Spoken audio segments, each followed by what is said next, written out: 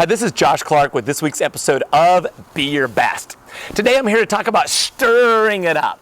You know, this past week I walked out in my backyard and I was shocked. My pool had transformed from this beautiful, life-giving, sparkling, clear pool into this stagnant pool full of algae. It was nasty, yuck. You know, nobody wanted to get in it. And I thought, how did this happen? And then I realized when I had recorded the last episode of Be Your Best, I had flipped the breaker to turn off the noisy pump. And then it struck me. I thought, what if I was a pool of water? What would it say about me?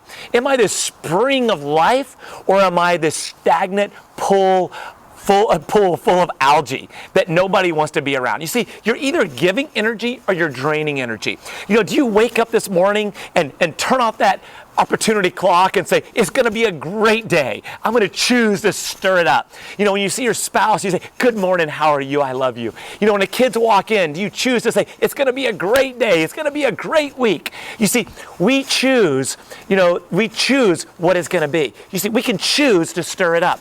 But you might be saying, Josh, that all sounds great. But what if you don't feel it? I can't fake it. But here's the thing is, just like love, you've heard, is a verb, you choose to love even when you don't feel it. You see, you make the choice. You make a choice to choose to stir it up, to choose that action. And then the action brings about results, and the positive results bring about emotions. And pretty soon, you have this circle of life. But oftentimes, we flip that breaker. Like I did. All of a sudden, you get transformed into this stagnant pool. But you see, the choice is yours right now, today. And this past week, I was reading to my kids in our devotion time, and I was reading one of my favorite passages, a couple awesome verses here. It's 2 Timothy 1:5-7. And Paul is mentoring the younger Timothy. And he says, Timothy, remember your grandmother, your mother, the legacy, what you've been gifted, you've been blessed. You've been blessed. See, God has endowed you with seeds of greatness. See, I know that. I know that your potential, your legacy is to make an impact on the world around you.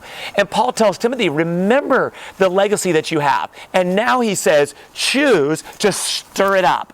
And then so I got the kids off the couch and I said, all right, here's what we're going to do. All right, get up. I said, we got a pot of soup here. Now we got a big ladle here. Stir it up. And of course they were kind of looking around like, Dad, this is dorky, And then I shared the third verse, which has so often encouraged me. Paul says to Timothy, he says, for you've not been given a spirit of timidity or of fear. See, oftentimes we're shy, we're fearful. Look at the world around us, the stories, the things we're reading. It can cause us to be timid, to be fearful. But Paul says, no, you've been given by God, by your Creator, power, love, and of a sound mind. So I told my kids, all right, listen, God's not giving you that spirit of timidity. Get up, stir it up. So maybe you're sitting at your desk right now. Go ahead. You know what? Nobody's watching. Even if they are, who cares? Stir it up, all right? Make that choice. And so here's the challenge right now. Think about the relationships, your spouse, your children, the workplace, church, community, wherever you are. What are you giving off? Are you a stagnant pool, or are you stirring up the gift? Are you bringing about life all around you? And now, if this video has encouraged you, I want to ask you, will you take a moment to share it with others? And together, we can be a catalyst to change the world, one person at a time. Now, let's go out there and make it an awesome week as we stir it up and bring about exuberance, enthusiasm, and vitality and joy.